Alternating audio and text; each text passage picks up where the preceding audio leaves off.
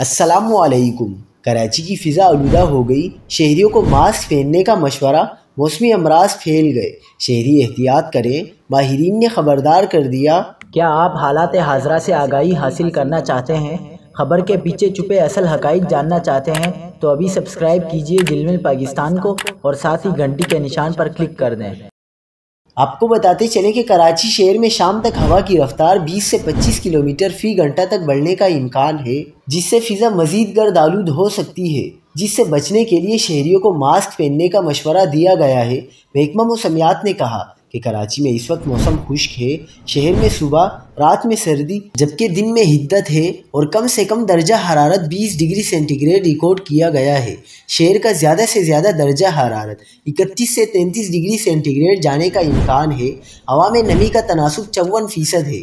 شمال مشرقی ہوائیں 5 سے 10 کلومیٹر فی گھنٹے کی رفتار سے چل رہی ہیں۔ ایئر کوالٹی انڈیکس کے مطابق شہر میں ہوا کا معیار غیر صحت بخش ہے۔ مختلف علاقوں میں ہوا کا معیار 170 سے 210 ریکارڈ کیا گیا ہے۔